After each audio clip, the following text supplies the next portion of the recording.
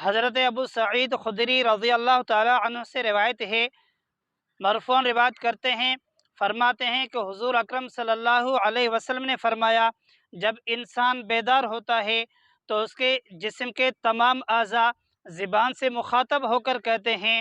اے زبان، ہمارے معاملے میں اللہ سے ڈرنا، اگر آپ ٹھیک رہی تو ہم سے صادر ہونے والے تمام اعمال ٹھیک ہوں گے، اگر آپ کج روی اور ٹیڑھاپن کی شکار ہوئی تو ہم سے صادر ہونے والے تمام اعمال معلوم ہوا کہ زبان مدار ہے، اگر زبان کا استعمال ٹھیک ہوا تو تمام اعمال ٹھیک، اگر زبان کا استعمال غلط ہوا تو انسان کے تمام اعمال غلط ہو جائیں گے۔ اسی طرح حضرت عبداللہ بن مسعود رضی اللہ تعالیٰ عنہ سے ایک لمبی طویل حدیث ہے، اس کا خلاصہ ہے کہ آخر میں حضور اکرم صلی اللہ علیہ وسلم نے فرمایا، انسان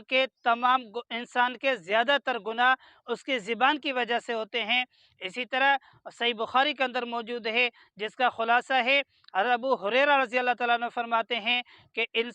جو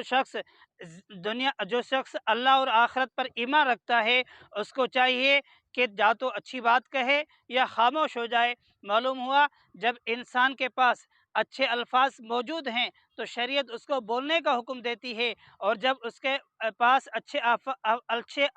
الفاظ ختم ہو جائیں، اچھی باتیں ختم ہو جائیں تو شریعت اس کو خاموش ہونے کا حکم دیتی ہے۔ اسی طرح حضرت ابوبکر صدیق رضی اللہ تعالیٰ عنہ نے فرمایا، کاش کہ میں گونگا ہوتا، اللہ کے ذکر کے علاوہ کچھ نہ بول سکتا، تو اب میں اور آپ ہم سب دیکھیں کہ ہمارے زبان سے روزانہ کتنے اعمال ٹھیک نکلتے ہیں، روزانہ کتنے الفاظ ٹھیک ہوتے ہیں اور کتنے غلط ہوتے ہیں۔ ہمیں ان سے بچنا چاہیے، غلط الفاظوں سے، غلط مجلسوں سے، اپنی زبان پہ کنٹرول کرنا چاہیے۔ وآخر دعوانا الحمدللہ رب العالمین۔